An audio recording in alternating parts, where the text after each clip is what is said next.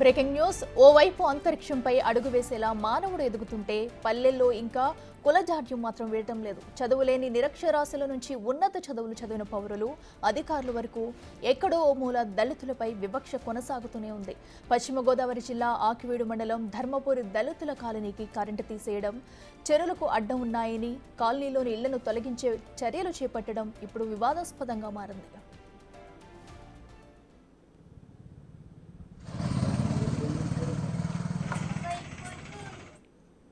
పశ్చిమ గోదావరి జిల్లా ఆకివీడు మండలం ధర్మపురి అగ్రహారంలో గత 7 రోజులుగా దళితుల అంధకారంలో కొట్టుమిట్టాడుతున్నారు. వృద్ధులు, బాలింతలు, పసిపిల్లలు కరెంటు లేక తీవ్ర ఇబ్బందులకు గురవుతున్నారు. వీధి లైట్లే విద్యార్థులకు శరణ్యమయ్యాయి. 10వ తరగతి విద్యార్థులకు పరీక్షలు సమీపిస్తున్నా చదువుకోవడానికి కరెంటు లేదని ఆవేదన వ్యక్తం చేస్తున్నారు. ఎలాంటి నోటీసులు ఇవ్వకుండా కరెంటు మీటర్లను విద్యుత్ శాఖ అధికారులు పోలీసుల చేత బెదిరించి లాక్కు వెళ్లారని చెబుతున్నారు బాధితులు. తాము ప్రతి నెల కరెంటు బిల్లు చెల్లిస్తుంటే కరెంటు ఎందుకు కట్ చేస్తారని ప్రశ్నిస్తున్నారు.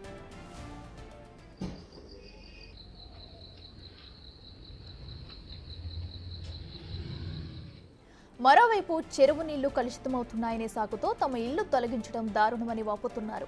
రొయ్యల చేపల చెరువుల వల్ల మంచినీటి చెరువుకి వచ్చే బోధలను పూర్తిగా మూసివేశారని తెలుపుతున్నారు. నీటి ప్రవాహం లేక నీళ్లు పచ్చరంగులోకి మారిపోయాయని, దానికి తమ ఇళ్లే కారణమని దళితులపై కక్ష సాధింపు కోసం కొందరు ప్రచారం చేస్తున్నారని ఆందోళన వ్యక్తం చేస్తున్నారు.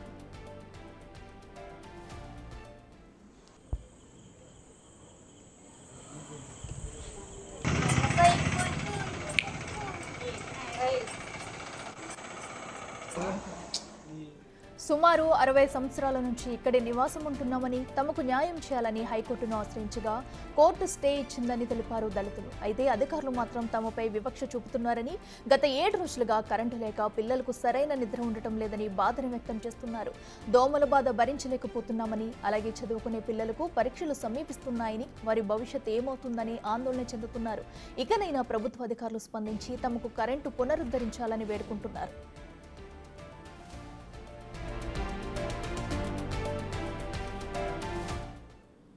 ఇదే అంశానికి సంబంధించి మరింత సమాచారం మా ప్రతినిధి సాగర్ అందిస్తారు. సాగర్, చెప్పండి, పశ్చిమ గోదావరి జిల్లా ధర్మపురిలో అయితే దళితులు పడుతున్న ఇబ్బందులు అయితే మనం చూస్తున్నాము.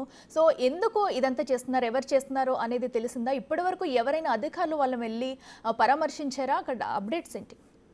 అట్లే పశ్చిమ గోదావరి జిల్లా ఆకివీడు మండలం ధర్మపురి అగ్రహారంలో చెరువును ఆక్రమించి ఇల్లు కట్టుకున్నారు అనే కారణంతో ఇప్పుడు ఆ ఇళ్లను ఖాళీ చేస్తున్నారు అధికారులు. అయితే కొంతమంది ఇల్లు ఖాళీ చేయడానికి, ఎందుకంటే గత 60 ఏళ్లుగా కూడా వారు అక్కడే ఆ చెరువు చుట్టూ ఇల్లు వేసుకుని నివాసం ఉంటున్నారు పేదలు.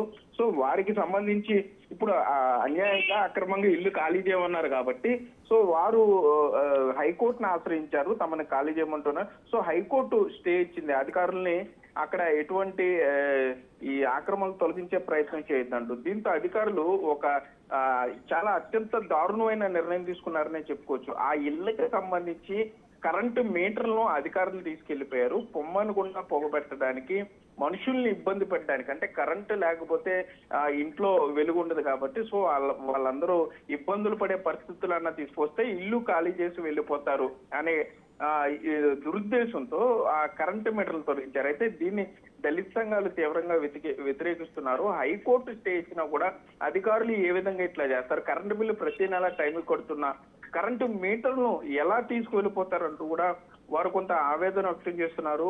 దళితులు అనే కారణంతోనే ఈ విధంగా అధికారులు కావాలనే కొంతమందికి ప్రయోజనం చేకూరేలా ఇటువంటి నిర్ణయాలు తీసుకోవడం కరెక్ట్ కాదంటూ కూడా వారు కొంత ఆవేదన పడే అక్కడ పరిస్థితులు ఉన్నాయి.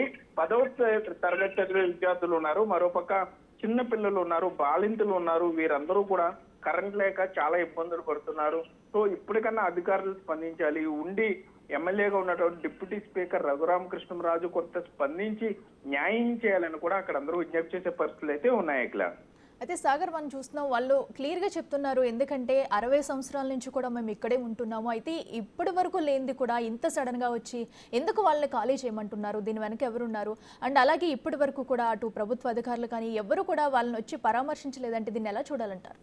అట్లా అంటే అధికారులు చెప్పేదాన్ని బట్టి చూస్తే అవి ఆక్రమిత భూముల కింద చెప్తున్నారు. చెరువు చుట్టూ కూడా ఆక్రమించి ఇల్లు కట్టుకున్నారని చెప్తున్నారు. కాకపోతే ఇక్కడ వీరు మాత్రం గత 60 ఏళ్ళుగా ఇక్కడే నివాసం ఉంటున్నాము, తమ వల్ల చెరువుకి ఎటువంటి ఇబ్బంది లేకపోయినా కూడా చెరువు కలుషితం అవుతుంది అన్న కారణంతో అటు చేపల చెరువులు, రొయ్యల చెరువులకు వెళ్ళేటువంటి ఈ బోధుల్ని పూర్తిగా మూసివేసి కేవలం ఈ చెరువులో నీరు పచ్చ రంగులోకి మారాయని దళితులు అన్న కారణంతో ఒక వివక్షను చూపిస్తూ ఇక్కడ ఇళ్లను ఖాళీ చేసే ప్రయత్నం చేపిస్తున్నారు. ఇది ఎంతవరకు కరెక్ట్ అని అడుగుతున్నారు.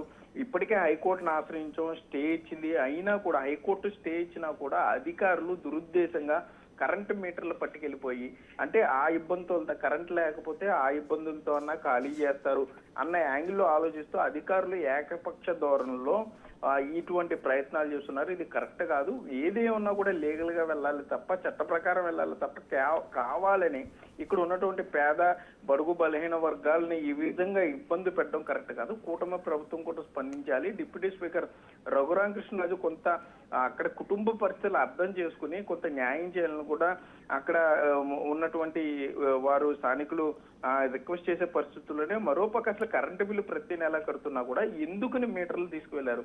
సో మీటర్లు తీసుకెళ్లే అధికారం విద్యుత్ శాఖ అధికారులకు ఎవరు ఇచ్చారు? ఓ పక్క హైకోర్టు స్టే ఉన్నా కూడా ఆ విధంగా మీటర్లు తీసుకువెళ్ళటం, అక్కడ ఉన్నటువంటి స్థానికుల్ని భయభ్రాంతులకు గురి చేసే ప్రయత్నం చేయటం, కనీసం ఇబ్బంది ఉన్నారు, బాలింతలు ఉన్నారు, చదువుకునే పిల్లలు ఉన్నారని చెప్పినా కూడా అధికారులు ఎవరి ప్రోద్బలంతో ఈ విధమైన కార్యక్రమాలు చేస్తున్నారో చెప్పాలంటూ కూడా అక్కడ స్థానికులు డిమాండ్ చేసే పరిస్థితులు అయితే ఉన్నాయి.